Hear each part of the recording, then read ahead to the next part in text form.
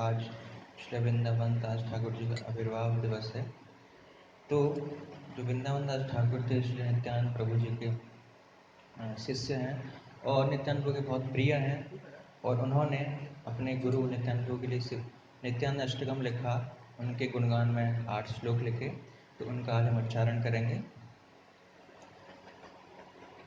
279 शरच्चन्द्रभ्रान्तिं स्फुरदमलकान्तिं गजगातिं शरच्चन्द्रकान्तिं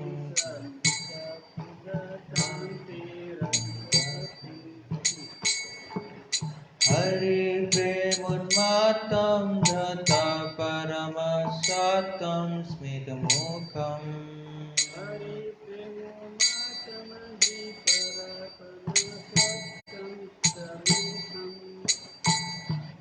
सदा गुरन्नेत्रं करकलितवेत्रं कलिभीदम्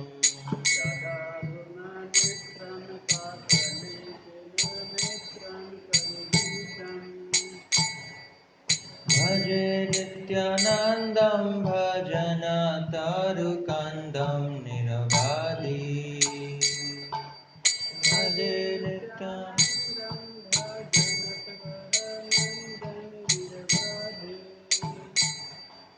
रसानम् आगारं स्वजनगण सर्वस्वम् अतुलम्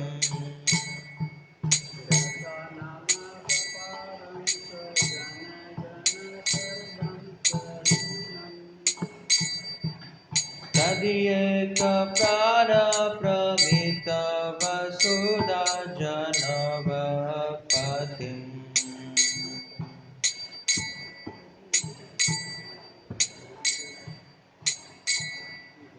सदा प्रेमोन्मादं परमविदितं मदमनसा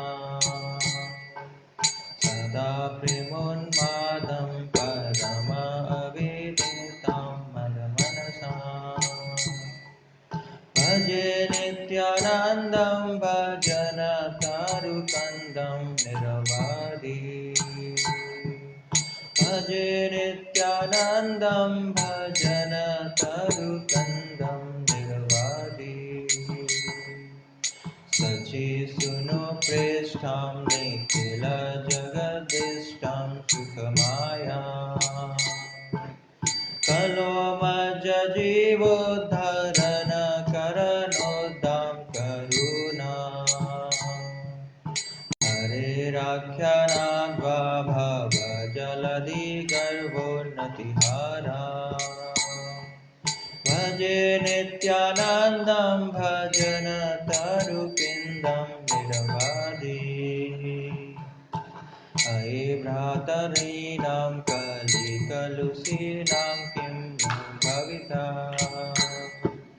तथा प्रायश्चित्तं रचय यदानायस्त इमे भजन्ति त्वमेकं सह भगवतामर्पयति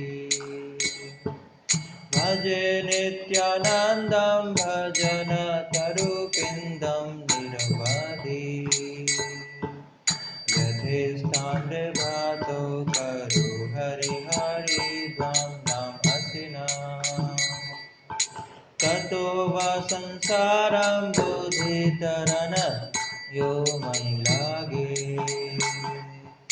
इदं बहुस्फोटे अततीरतनान्यप्रतिग्राहम् भजे नित्यानन्दं भजन तरुकिन्दं निरवादी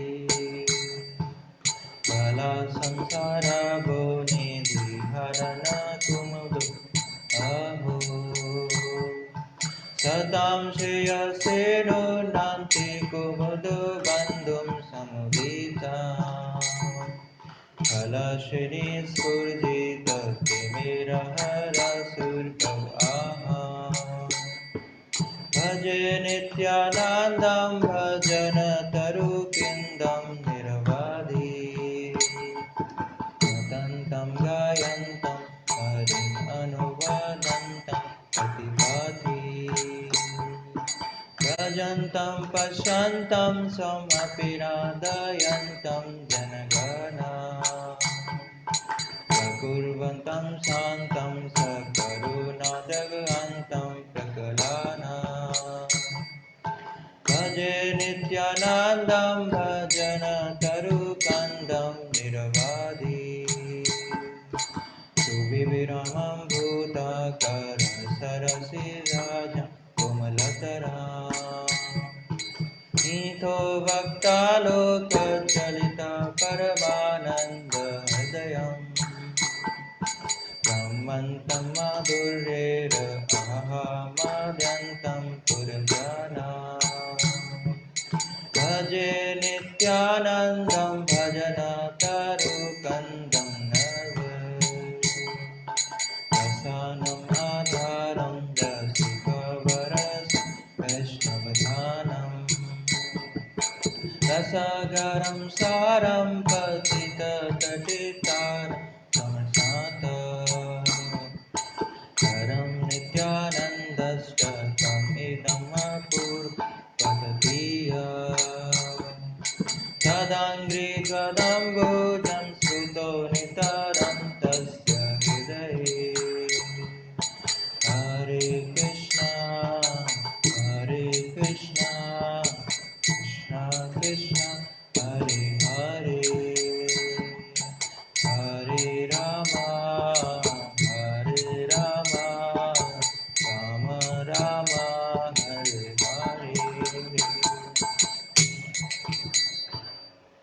जय श्री श्री नित्यानंद अष्टकम की, श्री वृंदावन दास ठाकुर जी की। जय जय श्री चैतन्य जय नित्यानंद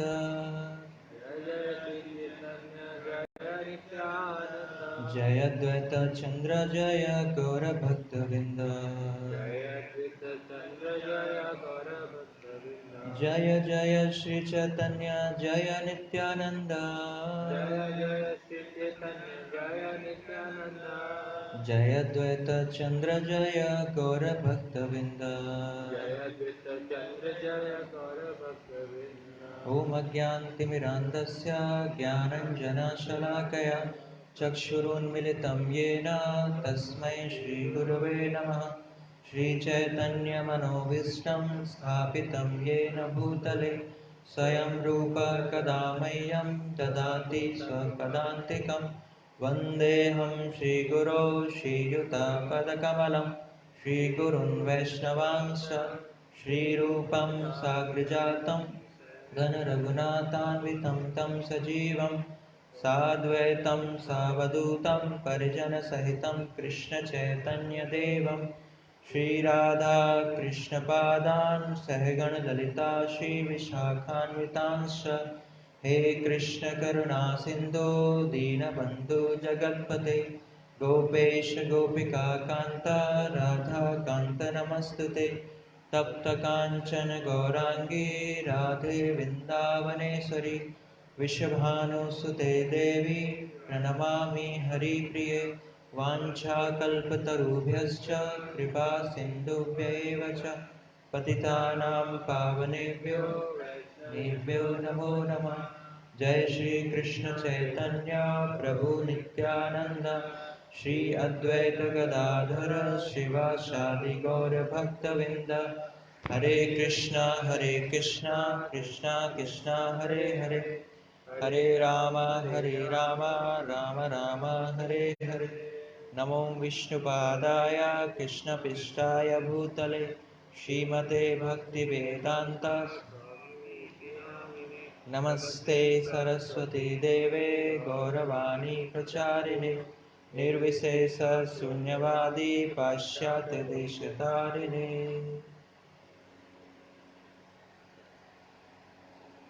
हरे कृष्ण। तो आप सब भक्तों का स्वागत है आज की श्रीमद् भागवत कक्षा में। तो आज बहुत ही शुभ दिन है हमारे गौड़ीय वैष्णव संप्रदाय के। आज प्रमुख आचार्य जिनका नाम है श्री वृंदावन दास ठाकुर, उनका आज आविर्भाव तिथि है। तो वृंदावन दास ठाकुर हमारे वैष्णव परंपरा के बहुत ही प्रमुख आचार्य हैं। और प्रमुख किस लिए हैं? क्योंकि उन्होंने जो चैतन्य भागवत नामक ग्रंथ का रचना की, जिसमें चैतन्य महाप्रभु की लीलाओं का वर्णन किया गया है। इस वजह से तो वृंदावन दास ठाकुर ने बहुत प्रमुख आचार्य हैं हमारे। तो हम देखते हैं कि चैतन्य महाप्रभु के ऊपर, लीलाओं के ऊपर जितने ग्रंथों की रचना की गई है, उनमें से जो 4 ग्रंथ हैं वो प्रामाणिक हैं, ऑथेंटिक हैं, जिनको वैष्णव समाज फॉलो करते हैं, या चैतन्य महाप्रभु की लीलाओं को अगर पढ़ना होता है तो उन 4 ग्रंथों से क्या है रिफर करते हैं। तो पहला ग्रंथ है चैतन्य मंगल है, जो लोचन दास ठाकुर जी ने लिखा था, जो बंगाली में है। फिर चैतन्य चरितामृत है, जो कृष्णदास कविराज गोस्वामी ने लिखा, वो भी बंगाली में है। और चैतन्य भागवत है, जो वृंदावन दास ठाकुर ने लिखा। और चौथा ग्रंथ जो है वो है चैतन्य चरित्र महाकाव्य, जो मुरारी गुप्त ने लिखा, ये संस्कृत में है। तो ये 4 ग्रंथ हैं, ये ऑथेंटिक हैं। अगर हमें चैतन्य महाप्रभु की लीलाओं के बारे में सुनना है, पढ़ना है, तो हम इन 4 ग्रंथों से सुन सकते हैं, पढ़ सकते हैं। तो इनमें से जो एक ग्रंथ है चैतन्य चरित्र महाकाव्य, ये बंगाली में है, बाकी सारे जो हैं बंगाली भाषा में हैं, ये संस्कृत में है। चैतन्य चरित्र महाकाव्य जो मुरारी गुप्त ने लिखा था। और जितने भी चारों ग्रंथ लिखे गए हैं, इनका जो मूल स्रोत है, वो मूल स्रोत ऐसे है कि जो मुरारी गुप्त ने अपनी डायरीज में जो चैतन्य महाप्रभु की जो बाल लीलाएं हैं उनका चर्चा की गई है। जो लीलाएं होती थी उनको डायरी में नोट करते रहते थे, जो बाल काल की उनकी लीलाएं। और फिर जब जगन्नाथपुरी चले गए संन्यास के बाद महाप्रभु, तो उसके बाद उनके जो सेक्रेटरी थे स्वरूप दामोदर, उसके बाद की लीलाओं उन्होंने नोट किया था, स्वरूप दामोदर ने। तो जितने भी ग्रंथ लिखे गए हैं, जो मेन सोर्स हैं, मेन जो स्रोत है, वो ये 2 चीज़ें हैं जहाँ से चैतन्य महाप्रभु की लीलाओं को लिया गया है और अपने अपने ग्रंथों में जो आचार्य हैं उन्होंने प्रकाशित किया है, लिखा गया है। और लेकिन इनमें से चैतन्य भागवत है, ये विशेष ग्रंथ है। ये विशेष कैसे है? जैसे श्रीला भक्ति सिद्धांत सरस्वती ठाकुर कहते हैं कि चैतन्य भागवत क्या है, एक साक्षात मंदिर है, और इसका कोई भी ध्यान पूर्वक श्रवण करेगा तो उसे निश्चित रूप से राधा कृष्ण की लीलाओं में या चैतन्य महाप्रभु की लीलाओं में प्रवेश करने का मौका मिलेगा।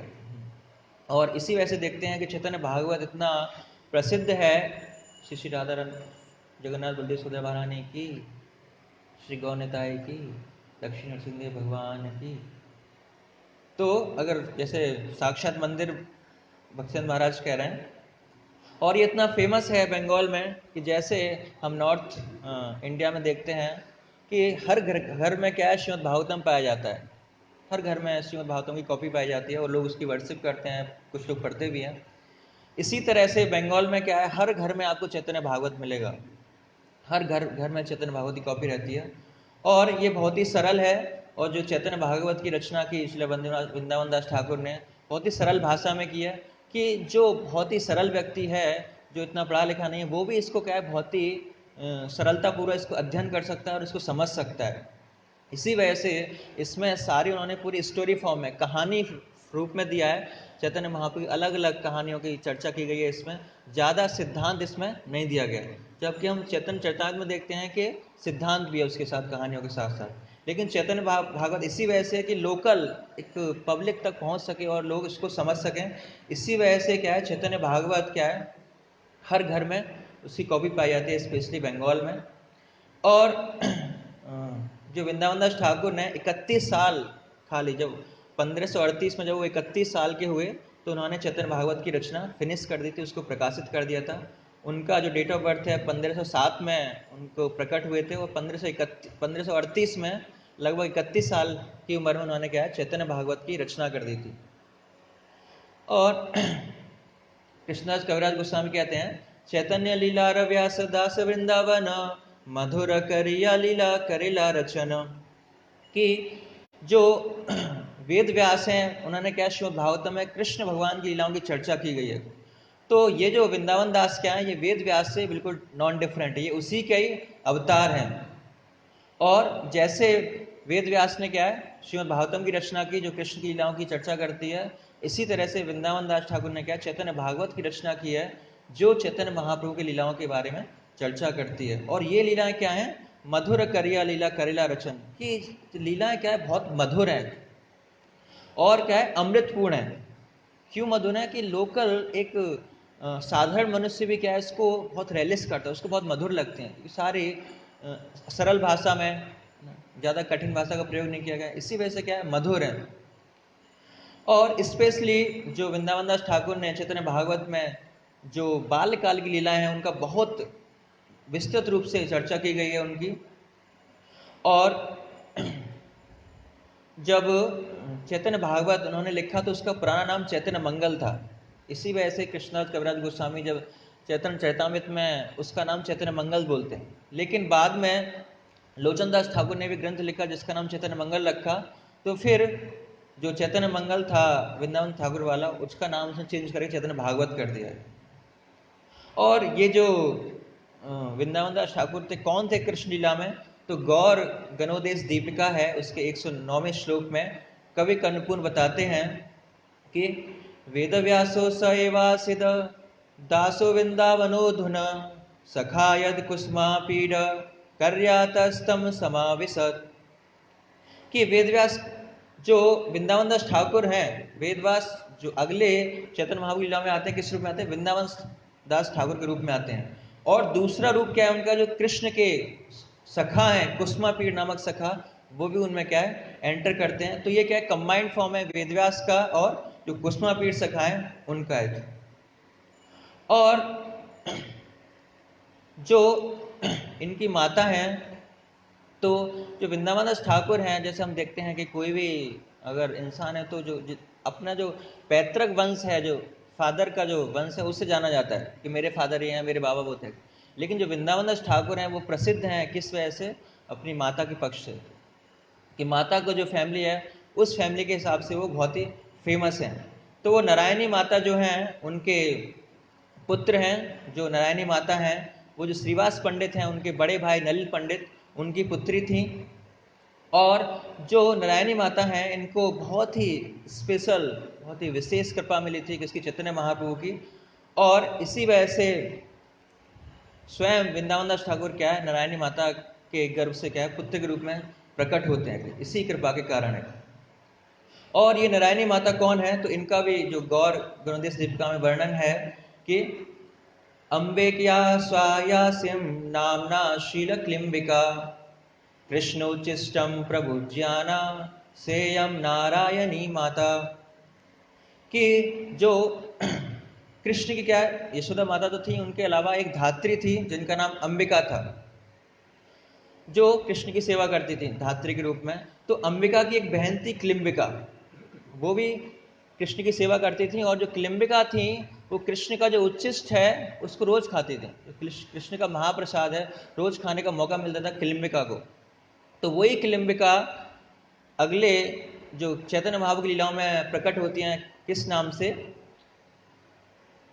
किस नाम से प्रकट होती हैं, अभी बताया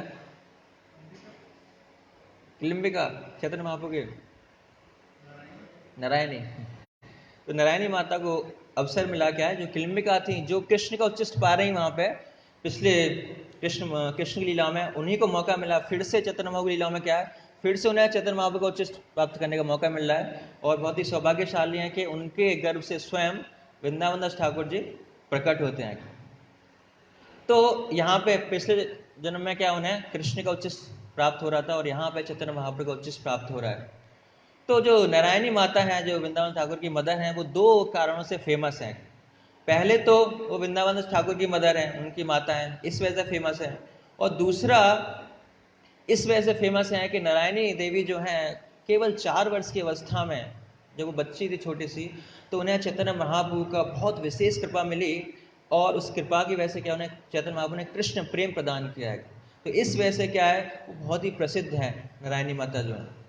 एक बार क्या हुआ कि एक थोड़ी सी अफवाह सी फैल गई कि जो चांद काजी के सैनिक हैं वो क्या है जितने भी भगवान के भक्त हैं, पार्षद हैं, जो भी हरे कृष्ण मंत्र का कीर्तन कर रहे हैं, उन सबको क्या है वो पकड़ के ले जाएंगे और जेल में डाल देंगे। सब लोग डरे हुए थे। और श्रीवास पंडित भी क्या है थोड़ा सा, उन्हें वैसे श्रद्धा थी भगवान, लेकिन थोड़ा सा अंदर से डर था कि पता नहीं आना जाए। तो भगवान नरसिंहदेव से क्या प्रार्थना कर रहे थे वो। और चैतन्य महाप्रभु क्या है वो बिल्कुल टहल रहे हैं एक्चुअली गंगा किनारे, उन्हें कुछ फर्क ही नहीं पड़ रहा। तो सब लोग कह रहे हैं कि सब लोग इतने चिंतित हैं, लेकिन चैतन्य महाप्रभु क्या है कोई फर्क ही नहीं पड़ रहा है, कोई डर ही नहीं है एक्चुअली।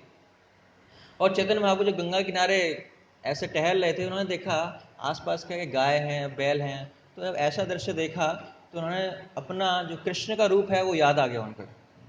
और वो चलने लगे कि मैं ही कृष्ण हूँ, मैं ही कृष्ण। और इसी भाव में, इसी रूप में क्या है, वो श्रीवास पंडित के घर चले गए। और जहाँ पे श्रीवास पंडित भगवान से प्रार्थना कर रहे थे टेम्पल हॉल में, वहीं एकदम अंदर चले गए और उनसे बोलते हैं कि तुम क्यों डर रहे हो एक्चुअली, है ना, मैं वही हूँ एक्चुअली जो कृष्ण लीला में आया था। तो ये छोटे मोटे असुर क्या मेरे लिए क्या बड़ी बात है, कोई बड़ी बात नहीं है एक्चुअली, है ना। और मैं क्या हूँ, मैं परमात्मा रूप में हर व्यक्ति के हृदय में हूँ एक्चुअली। तो मैं क्या चांद काजी के हृदय में भी हूँ, तो मेरी इच्छा के बिना वो आ ही नहीं सकता पकड़ने के लिए। अगर फिर भी उसने विद्रोह कर दिया, मेरी बात नहीं सुनी परमात्मा की, अगर तो भी आ गया, तो मैं क्या करूँगा कि जितने भी काजी हैं अगली सबको बुलाऊंगा और उनसे बोलूँगा कि अपने ग्रंथों को बुलाओ और उनका उच्चारण करो, ग्रंथों को रिसाइट करो, और मैं हरे कृष्ण का उच्चारण करता हूँ, और आप ग्रंथों का उच्चारण करके जो पशु हैं, हाथी घोड़े हैं, उनको क्या है, उनको रुला के दिखाओ। तो वो नहीं कर पाएंगे, और मैं क्या, अगर वो नहीं कर पाएंगे तो मैं हरे कृष्ण से क्या है, ये कृष्ण प्रेम है उसकी प्रभाव क्या है, मैं एक पशु में भी क्या दिखा सकता हूँ, उनको भी रुला सकता हूँ। फिर वो देखते हैं कि श्रीवास पंडित क्या है कि थोड़े से डाउटफुल होते हैं कि पता नहीं होता है नहीं होता है कि। तो फिर जो चैतन्य महाप्रभु हैं वो कहते हैं कि ठीक है श्रीवास, अपने सारे घर वालों को बुलाओ और मैं सबको आशीर्वाद देना चाहता हूँ। तो जो श्रीवास पंडित उन्होंने सारे घर वालों को बुलाया और चैतन्य महाप्रभु ने एक एक करके सबको क्या आशीर्वाद दिया, चरण अपने सबके सर पर रखे, सबको कृष्ण प्रेम प्रदान किया। और बाद में जो नारायणी थी, जो छोटी सी बच्ची थी 4 साल की, उनको बुलाया कि नारायणी को बुलाओ है, और नारायणी को बोला कि कृष्ण कहो। तो जैसे जो नारायणी थी उन्होंने कृष्ण बोला और उनके आंखों से क्या आंसू आने लगे, वो रोने लगे और उनके अंदर क्या है अष्ट सात्विक विकार आने लगे और वो मूर्छित होकर गिर पड़ी हैं। तो सभी जितने भी लोग थे क्या है श्रीवास पंडित के घर में, जितने भी संबंधी थे, सब लोग क्या है आश्चर्य हो गए कि महाप्रभु ने एक कृष्ण नाम उच्चारण एक बार बोला, खाली कृष्ण कहो, खाली महाप्रभु ने खाली इतना ही बोला और कुछ नहीं कहा, खाली कृष्ण कहो। खाली कृष्ण बोलने से क्या है, एक छोटी सी बच्ची में क्या है, उनके अंदर कृष्ण प्रेम का संचार कर दिया महाप्रभु ने। और उनके जो नारायणी थी उनके अंदर क्या है अष्ट सात्विक विकार आने लगे। तो सब लोग समझ गए कि ये क्या है, हाँ पशुओं में भी क्या है कृष्ण प्रेम दे सकते, छोटी सी बच्ची में क्या है कृष्ण प्रेम दे सकते हैं। तो जितने भी पशु हैं उनमें भी क्या है चैतन्य महाप्रभु के अंदर इतनी ताकत, इतनी पोटेंसी है कि वो किसी में भी कृष्ण प्रेम का संचार कर सकते हैं। तो इस वजह से जो नारायणी के ऊपर विशेष कृपा हुई चैतन्य महाप्रभु को, इस वजह से क्या वो प्रसिद्ध हैं। और इसके बाद भी क्या है चैतन्य महाप्रभु की वो विशेष कृपा पात्र रहती थी। चैतन्य महाप्रभु जब भी आते थे क्या है उनको हमेशा महाप्रसाद उनको देते थे। और फिर चैतन्य महाप्रभु संन्यास लेकर जगन्नाथपुरी चले जाते हैं, और जो नारायणी माता हैं उनका भी विवाह हो जाता है कुमारहट्ट गांव में, और उनके हस्बैंड का नाम था वैकुंठनाथ। तो फिर वो गांव में शिफ्ट हो जाती हैं, और जैसे ही वो गर्भवती होती हैं उसी अवस्था में उनके जो पति हैं वैकुंठनाथ, उनकी मृत्यु हो जाती है। और फिर वो विधवा हो जाती हैं, और जो बहुत ही गरीब उनका रहना सहना था, बहुत पॉवर्टी हो जाती है, बहुत फाइनेंशियली प्रॉब्लम होती है। तो फिर वो जो मालिनी माता हैं जो श्रीवास पंडित की वाइफ हैं, वो भी क्या है मामगाछी से बिलोंग करती है। उनका जो गांव है वो मामगाछी में। तो मालती माता क्या करती हैं कि नारायणी को जो मामगाछी है वहीं पे छोड़ देती हैं। जो उनके पिता हैं वासुदेव दत्त, उनके शेल्टर में, उनकी गाइडेंस में वहाँ पर छोड़ देते हैं कि वो क्या है अब उनकी देखभाल कर सकते हैं, और जो उनके आगे पुत्र होगा उसकी भी क्या है टेक केयर कर सकते हैं।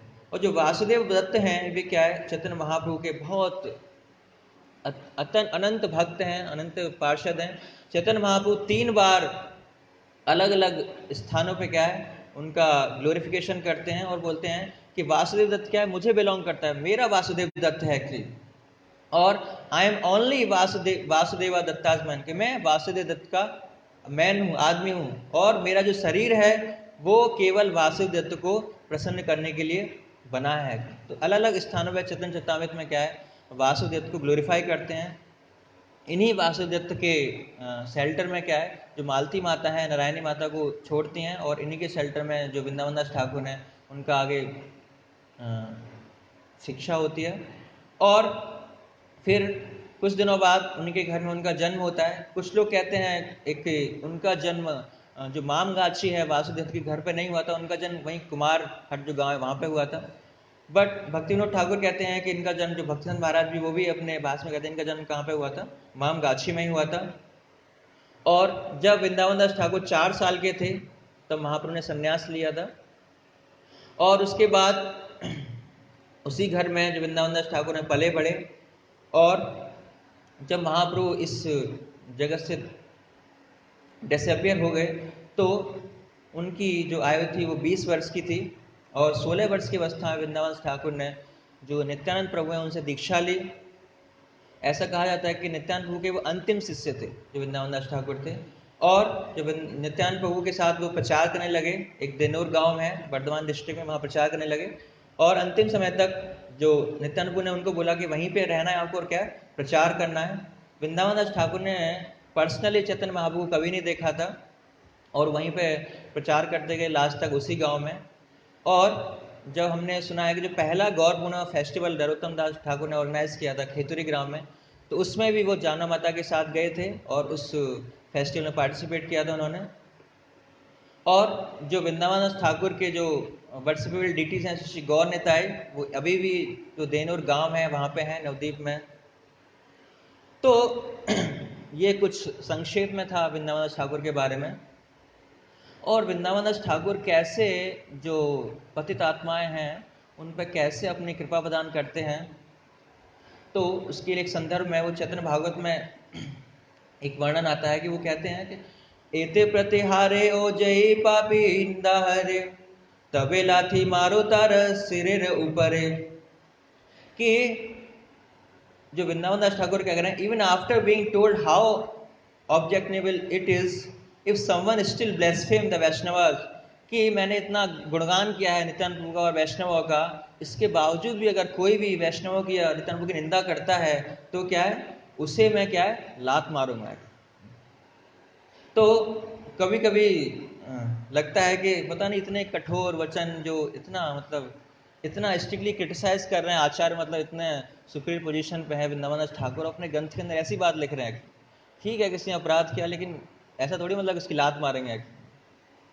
तो जो भक्ति सिद्धांत महाराज हैं तो बहुत ही अच्छी अपने जो भाष्य है चैतन्य भागवत के ऊपर भाष्य लिखते हैं, उसमें बताते हैं श्लोक के अंतर्गत कि ये जो है ये श्री वृंदावन दास ठाकुर की कृपा है कि ऐसे पतितात्माओं का उद्धार कैसे करेंगे वो, कि जो अपनी चरण की धूली है उनके सर पे रखे। उनको लात मार के क्या होगा, उनकी जो चरण धूली है उस व्यक्ति के, उस पापी से पापी व्यक्ति के ऊपर जाएगी और उसका क्या है उद्धार हो जाएगा।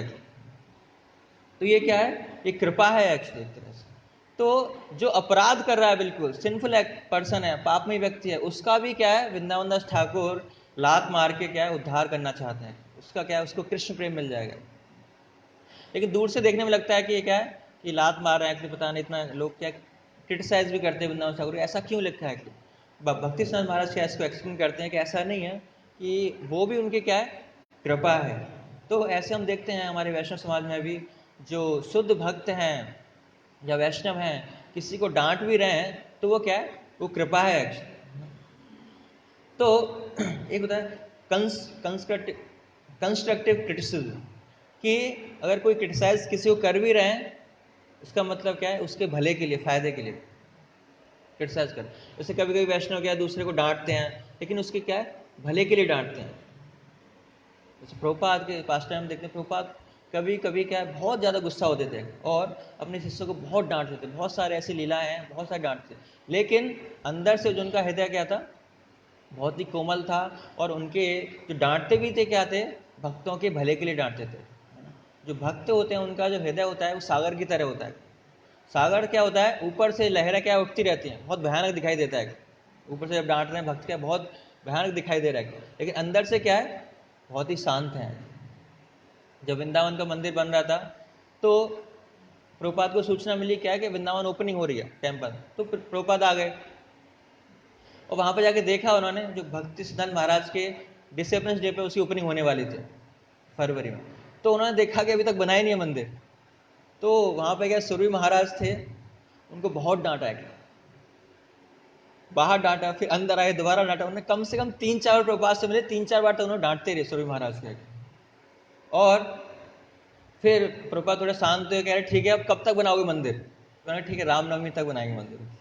तो फिर रामनवमी पे उसका उद्घाटन हुआ है कि, और ऐसे हम और भी सारे बहुत सारी लीलाएं हैं कि प्रभुपाद बाहर से डांटते थे। एक बार गिरिराज महाराज ने जो प्रभुपाद के लिए कुकिंग की उसमें मिर्च ज़्यादा डाल दें, और प्रभुपाद उनको डांट रहे हैं क्यों इतनी चीज मिर्च डालें, क्यों ऐसी गलती किया? तो गिरिराज महाराज क्या है कि नहीं नहीं प्रभुपाद इतनी ज़्यादा मिर्च नहीं है। तो गिरिराज महाराज क्या अपने आप को बचाने का प्रयास कर रहे हैं, और जितना वो महाराज प्रयास कर रहे हैं बचाने का उतना प्रभुपाद और गुस्सा हो रहे हैं। लेकिन थोड़ी देर बाद क्या है, गिरिराज महाराज ने अपनी गलती को एक्सेप्ट किया और प्रभुपाद भी शांत हो गए।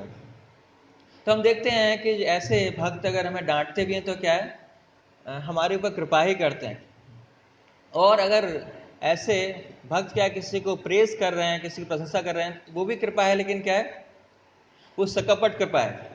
और अगर डांट रहे हैं तो वो क्या है निष्कपट कृपा है। जैसे कोई स्पिरिचुअल मास्टर है तो अपने शिष्य को क्या है डांटता है, इसका मतलब क्या है वो उस पर कृपा कर रहा है।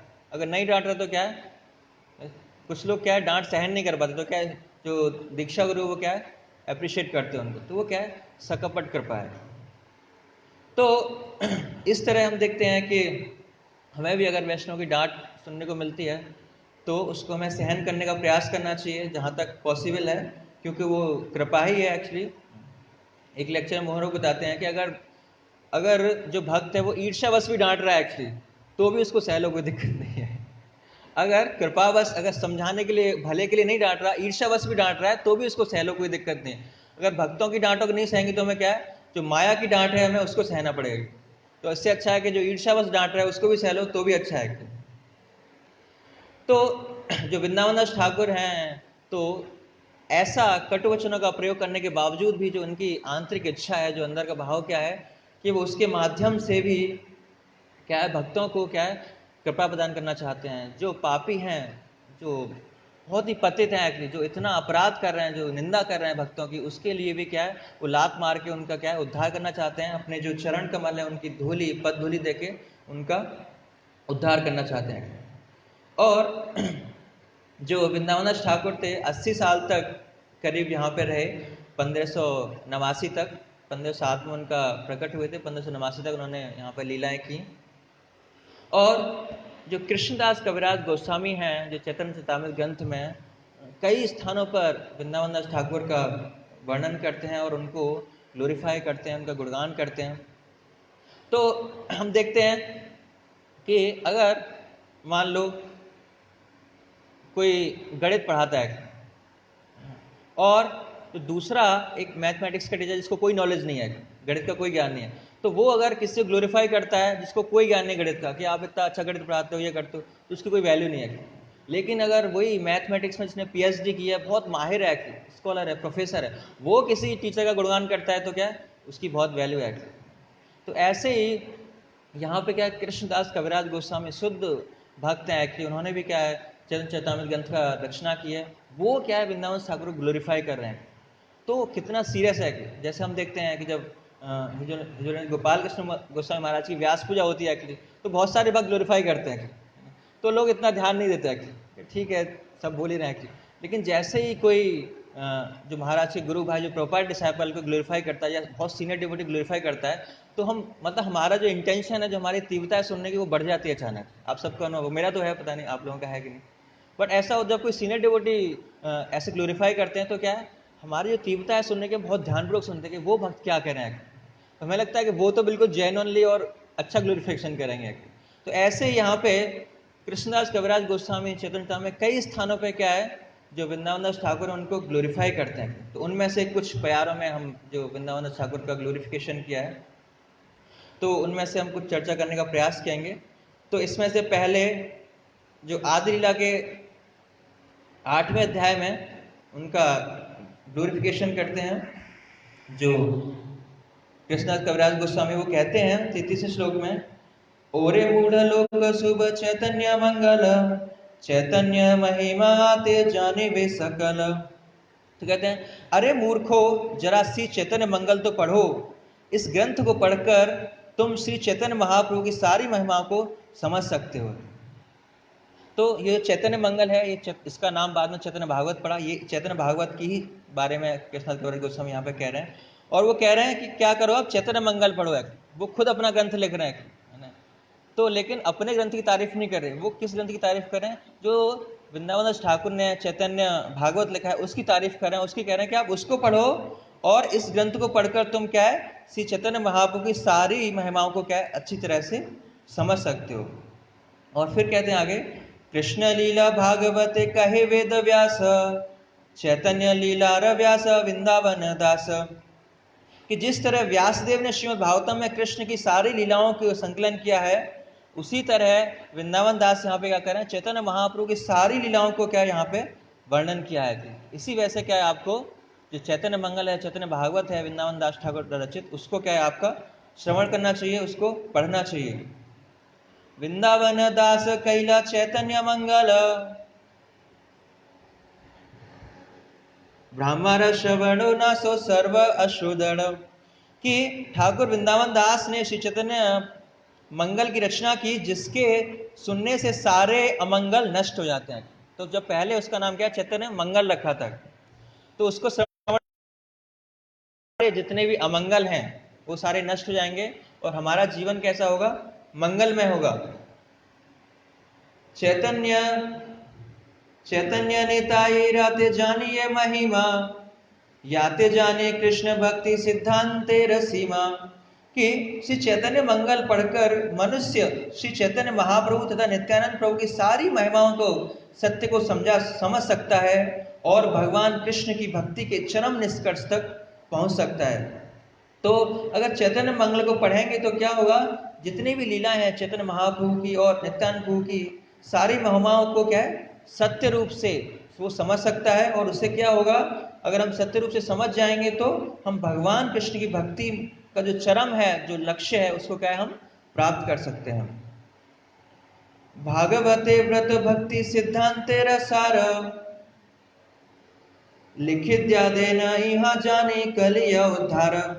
कि श्री वृंदावन ठाकुर ने श्री चैतन्य मंगल में श्रीमद् भागवत से प्रामाणिक उद्धरण देते हुए भक्ति के निष्कर्ष और सार प्रस्तुत किए हैं।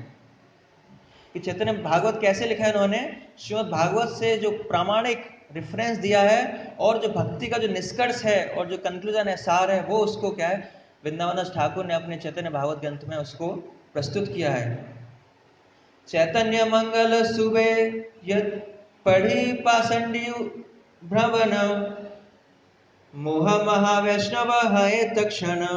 कि यदि बड़े से बड़ा नास्तिक भी चैतन्य मंगल को सुने तो वह तुरंत महान भक्त बन जाता है। कि चैतन्य भागवत ऐसा ग्रंथ है कि कोई पाषंडी है, कोई नास्तिक भी है, कोई अपराधी भी है, वो भी सुनता है तो क्या है, वो तुरंत क्या है, जो महान भक्त है भगवान का, उसको सुनने से, चैतन्य महाप्रभु की लीलाओं को सुनने से भगवान का महान भक्त बन सकता है। मनुष्य रचित बारे ऐसे अन्य अन्य, वृंदावन दास सुखे वक्ता श्री चैतन्य। इस पुस्तक का विषय इतना भव्य है कि लगता है मानो श्री वृंदावन दास ठाकुर की रचना के माध्यम से साक्षात श्री चैतन्य महाप्रभु स्वयं बोल रहे हैं। तो कृष्णदास कविराज कहते हैं कि जो वृंदावन दास ठाकुर ने जो लिखा है वो इतना सुंदर है, इतना आलीशान, इतना भव्य है कि जब उसको कोई सुनता है तो लगता है क्या है, चैतन्य महाप्रभु स्वयं अपने मुख से इसका वर्णन कर रहे हैं। वृंदावन दास पदे कोटि नमस्कार, ऐसे ग्रंथ करिते हो तरिला संसार। कि मैं वृंदावन दास ठाकुर के चरण कमलों में कोटि कोटि प्रणाम करता हूँ। उनके अतिरिक्त अन्य कोई व्यक्ति सभी पतितात्माओं के उद्धार के लिए ऐसा अद्भुत ग्रंथ नहीं लिख सकता। केवल वृंदावन दास ठाकुर ऐसे व्यक्ति हैं जो ऐसे ग्रंथ का निर्माण कर सकते हैं जिसको सुन के क्या होगा, सारे पतितात्माओं का क्या उद्धार हो सकता है। केवल वृंदावन दास ठाकुर जो चैतन्य भागवत ऐसा एक ग्रंथ है खाली। और नारायणी चैतन्य उच्चिष्ट भाजन, तारा गर्भे जन्मीला श्री दास वृंदावन। कि वो बहुत ही परम सौभाग्यशाली हैं कि उनका कहाँ से प्रकट हुए हैं, वो नारायणी माता के गर्भ से प्रकट हुए हैं, जिनको बचपन में जो चैतन्य महाप्रभु का उच्चिष्ट है रोज खाने को मिलता था। तारकी अद्भुत चैतन्य चरित वर्णन, व्यवहाराद्यम शुद्ध कैला त्रिभुवन। कि आहा, चैतन्य महाप्रभु की लीलाओं का कैसा ही अद्भुत वर्णन उन्होंने किया है। तीनों लोकों में जो भी उसे सुनता है वह शुद्ध पवित्र हो जाता है। ऐसा ही नहीं इस भौतिक संसार में, खाली इस भूलोक में ही नहीं, जो तीनों लोकों में क्या है, जो कोई भी इसको सुनता है वो शुद्ध पवित्र हो जाता है, उसके सारे अनर्थों की क्या है, निवृत्ति हो जाती है। अतएव भज लोक चैतन्य नित्यानंद, खंडे वे संसार दुख पावे प्रेमानंद।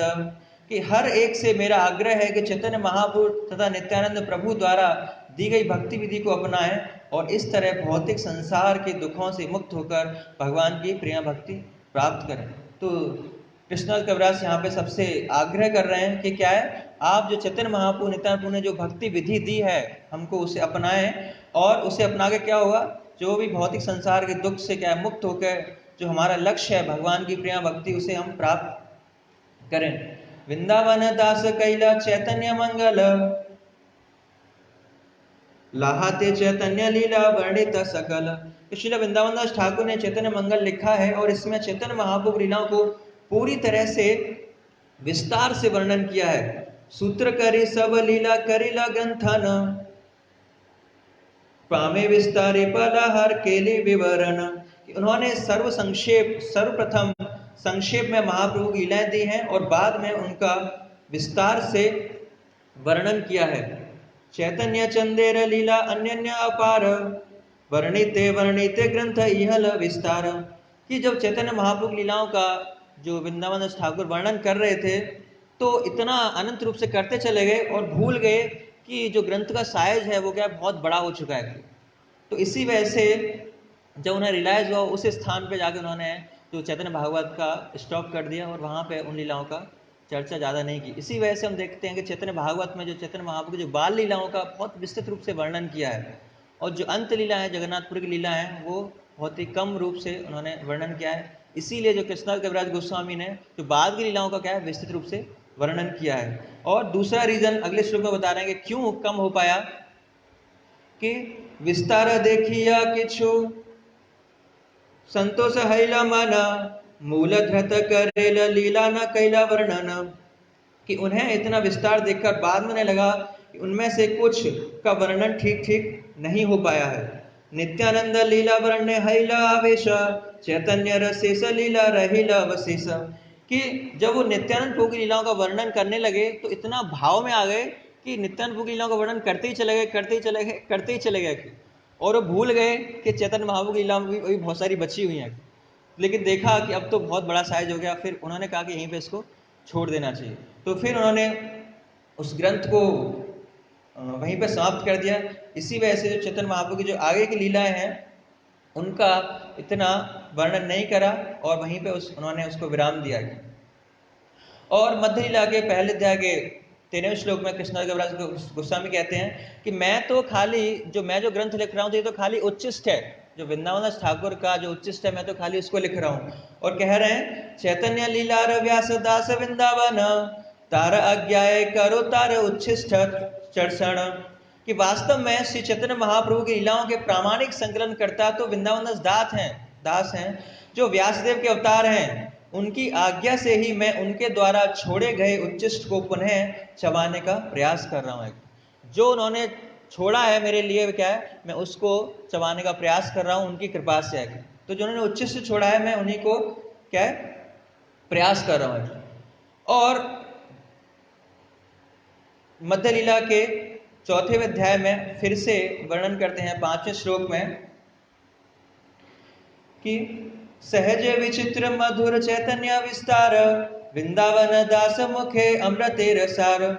कि श्री चैतन्य महाप्रभु की सभी लीलाएं स्वभावतः अत्यंत अद्भुत और मधुर हैं और जब उनका वर्णन वृंदावन दास ठाकुर द्वारा किया जाता है तब वे अमृत की धारा के समान बन जाती हैं। कि जो चैतन्य महाप्रभु की लीलाएं पहले से ही मधुर हैं, इतनी आकर्षक हैं, सुनने में मधुर लगती हैं, लेकिन जब उन्हें वृंदावन दास ठाकुर वर्णित करते हैं तो वो क्या है अमृत के समान बन जाती हैं। और जिस किसी को मधुर तो भी ना लगती हो, लेकिन अगर वृंदावन दास ठाकुर के चैतन्य भागवत ग्रंथ से सुनता है तो उसको भी वो लीलाएं क्या है मधुर लगती हैं, अमृत के समान लगती हैं। अतएव तहाँ वर्णिते है उक्ति भक्ति पुनः भक्ति, दम्भ करी वर्णित यदि तेय चाहि शक्ति। कि इसलिए मेरा सविनय निवेदन है चूंकि इन लीलाओं का सुंदर वर्णन वृंदावन दास ठाकुर द्वारा पहले ही हो चुका है, अतएव उन लीलाओं की पुनरावृत्ति दम्भ की परिचायक होगी, अतएव ऐसा करना अच्छा नहीं होगा। मुझ में ऐसी शक्ति नहीं है। चैतन्य मंगले ग्रह करिला वर्णन, सूत्र रूपे से ही लीला करिए सूचन। अतएव चैतन्य मंगल जो अब चैतन्य भागवत है, मैं वृंदावन दास ठाकुर जिन लीलाओं का पहले ही विस्तृत वर्णन कर चुके हैं, मैं उन्हें सूत्र रूप में प्रस्तुत कर रहा हूं। तो यहाँ से कृष्णदास कविराज गोस्वामी जो जितने भी लेखक हैं सबको क्या है एक शिक्षा दे रहे हैं कि हमें क्या है, अगर हम कुछ लिख रहे हैं या आचार्य लिख रहे हैं तो जो पूर्ववर्ती आचार्य है उनका क्या है, हमें उनका उल्लंघन नहीं करना है। उनकी कृपा से उनकी टीका को एज इट फॉलो करते हुए, उनके जो सिद्धांत है उनको फॉलो करते हुए क्या है हमें लिखना है। और इसी संदर्भ में चैतन्य महाप्रभु भी कहते हैं कि जो श्रीधर स्वामी की जो टीका है, जो टीका भाष्य है श्रीमद् भागवतम का, वो क्या है हमारे लिए वो लॉ है कि उसके अनुरूप रह के ही क्या है आगे हमें जो टीका है लिखनी है। ऐसा नहीं कि उसकी टीका को क्या है हमें बेकार बताना। जैसे जो वल्लभाचार्य थे, एक बार आए चैतन्य महाप्रभु के पास कि मैंने क्या है श्रीमद् भागवतम पर टीका लिखी है, तो महाप्रभु ने ज़्यादा देखा नहीं, मतलब तो उन्होंने देखा कि महाप्रभु ज़्यादा मुझे ताव नहीं दे रहा, मेरी तरफ नहीं देख रहे, उन्होंने इतना कंसीडर नहीं किया मेरे को, तो उन्होंने बोला कि मेरी जो टीका है वो क्या है श्रीधर स्वामी जो टीका है उससे भी अच्छी है। तो चैतन्य महाप्रभु क्या है बहुत क्रोध आया है। तो वो क्या है, वो कहते हैं कि तुम क्या एक वैश्या के समान हो, कि जो तुम्हारा स्वामी है तुम उसी का नहीं मान रहे, जो तुम्हारे स्वामी है श्रीधर स्वामी की टीका है उसको ही नहीं मान रहे, तो आप क्या एक वैश्या के समान हो। तो यहाँ पे भी जो कृष्णदास कविराज गोस्वामी हमें कह रहे हैं कि जो हमारे पूर्ववर्ती आचार्यों की जो टीका है उसके अनुरूप रह के ही, उसके सिद्धांत के रूप में रह के क्या है हमें जो भी, जैसे हम देखते हैं कि अभी बहुत सारे भक्त बहुत सारी बुक्स लिखते हैं, लेकिन वो किसके अनुरूप होनी चाहिए, जो प्रभुपाद ने सिद्धांत दिया है, जो प्रभुपाद की बुक्स हैं उनके ही अनुरूप होनी चाहिए। अगर उनके अनुरूप नहीं है तो क्या है, तो फिर उनको उनमें जो सिद्धांत में क्या है डेविएशन आ सकता है, उनसे बहुत प्रॉब्लम हो सकती है। तो इसी वजह से अगर कोई बुक्स लिखते भी हैं तो क्या है जो पूर्ववर्ती आचार्य हैं उनके अनुरूप रह के ही, जो उनके सिद्धांत में बिना विदाउट एनी डेविएशन क्या है हमें उसको प्रस्तुत करना चाहिए। और जो मध्य लीला के पहले अध्याय के 13वें श्लोक में फिर से कहते हैं कि जो क्या है, मैं तो खारी उच्छिष्ट खा रहा हूं, तो इसको हम चर्चा कर चुके हैं। और फिर जब चैतन्य चरितामृत को पूरा कंप्लीट कर देते हैं कृष्णदास कविराज गोस्वामी, सारी लीलाओं की बहुत विस्तृत रूप से चर्चा करते हैं चैतन्य महाप्रभु की, और फिर कहते हैं कि मैं क्या है, मैं तो कुछ ही मात्रा में क्या चैतन्य महाप्रभु की लीलाओं को डिस्क्राइब कर पाया, मैं मेरे पास इतनी सामर्थ्य नहीं है, जो वृंदावन दास ठाकुर ने उन्होंने क्या विस्तृत रूप से सारी लीलाओं को चर्चा किया, मैं तो थोड़ी बहुत चर्चा करने का कुछ प्रयास किया है। लेकिन वृंदावन दास ठाकुर ने क्या है इन लीलाओं को क्या है बहुत अनंत रूप से चर्चा किया है, क्योंकि वह नित्यानंद प्रभु के क्या है बिल्कुल फेवरेट डिवोटी हैं, नित्यानंद प्रभु क्या पार्षद हैं और नित्यानंद प्रभु के प्रिय भक्त हैं। इसी वजह से वो जो चैतन्य महाप्रभु की लीलाओं को क्या है विस्तृत रूप से वर्णित किया है, और वृंदावन दास ठाकुर ही एकमात्र अथॉरिटी हैं चैतन्य महाप्रभु की लीलाओं को चर्चा करने के लिए। मुझे तो जो कुछ उच्च रूप में मिला था मैं तो खाली उनकी चर्चा किया। और क्या कहते हैं वो अंतरीला में लास्ट में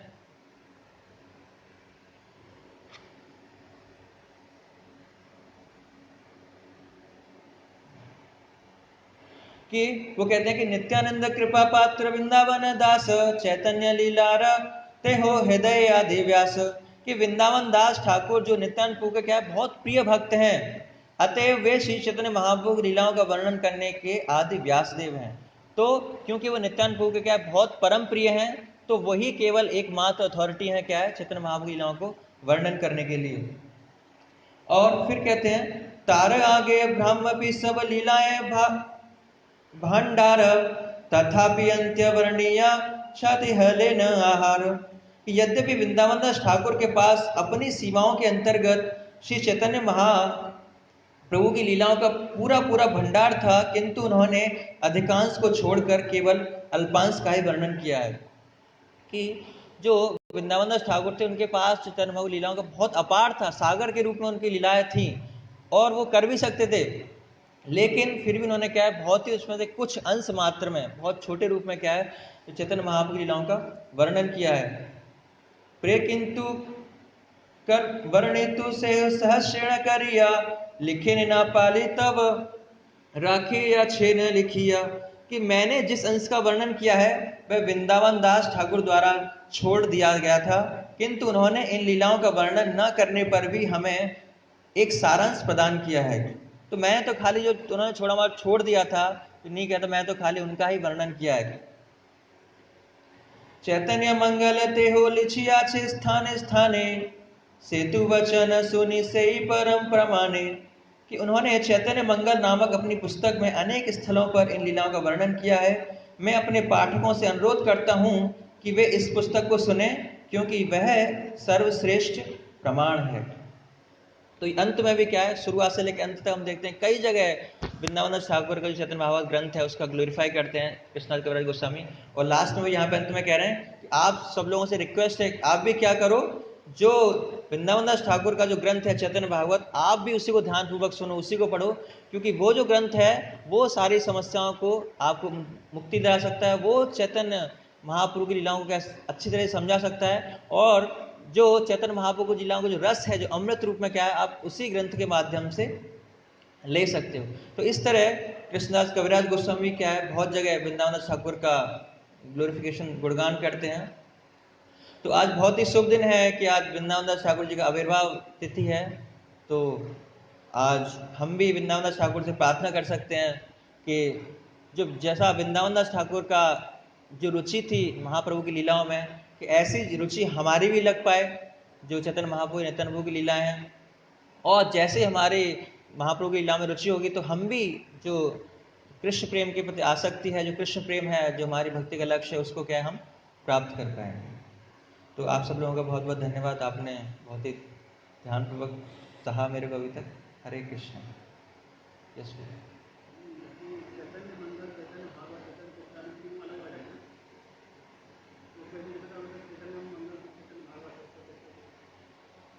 सॉरी,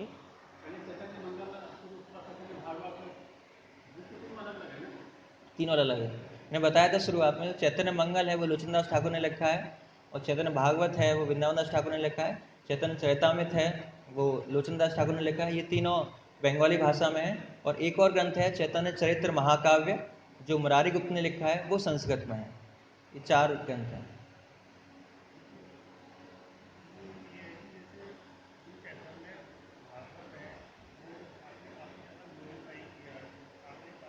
मैंने कृष्ण गुरु गोस्वामी लिखा है।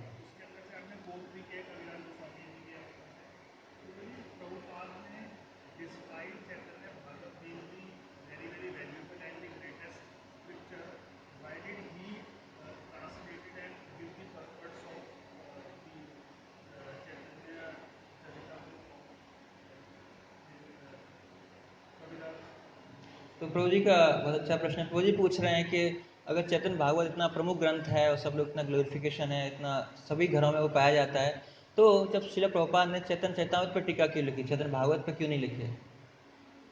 तो जो श्रील प्रभुपाद जी के पास बहुत ही कम समय था एक्चुअली, और जो श्रील प्रभुपाद की तो बहुत इच्छा थी कि वो चैतन्य भागवत जितने भी ग्रंथ हैं, जितनी पुराण है, उन पर भी टीका लिखें एक्चुअली, पद्म पुराण है उन पर भी टीका लिखी जाएगी, पर उनके पास बहुत ही सीमित समय था। तो उन्होंने जो चैतन्य चरितामृत ग्रंथ है वो जो भक्ति सिद्धांत महाराज उनको बहुत प्रिय था, और क्योंकि उसमें बहुत ही जो सिद्धांत है गौड़िया वैष्णव समुदाय का, वो सिद्धांत चैतन्य चरितामृत दिया गया है, तो इसी वजह से भक्ति सिद्धांत महाराज थे उनको बहुत प्रिय था। और उसके साथ साथ वो श्रील प्रभुपाद को भी बहुत प्रिय था, और इसी वजह से उन्होंने श्रीमद् भागवतम का जो ट्रांसलेशन बीच में रोक के क्या है, उन्होंने लगा कि पता नहीं मेरे पास कितना समय है, तो श्रीमद् भागवतम को बीच में रोका, उन्होंने चैतन्य चरितामृत में पहले कमेंट्री लिखी। अगर उनके पास समय होता तो वो चैतन्य भागवत पर भी लिखते बाद में, और अन्य ग्रंथों पर भी लिखते।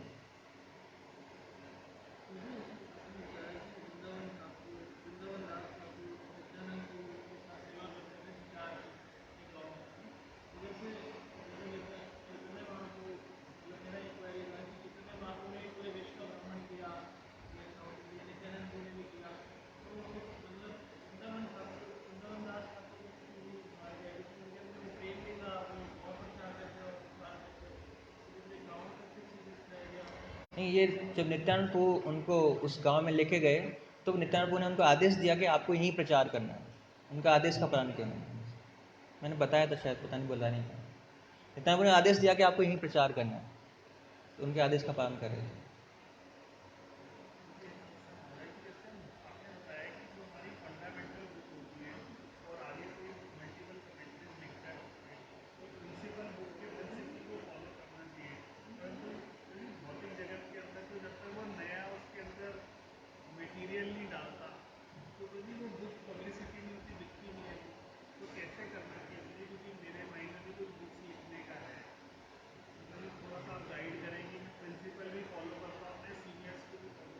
हाँ, तो जो एक्चुअली सिद्धांत नहीं हमें फॉलो करना है एक्चुअली, तो जो डिटेल्स है उनका वो थोड़ा वेरी कर सकते हैं।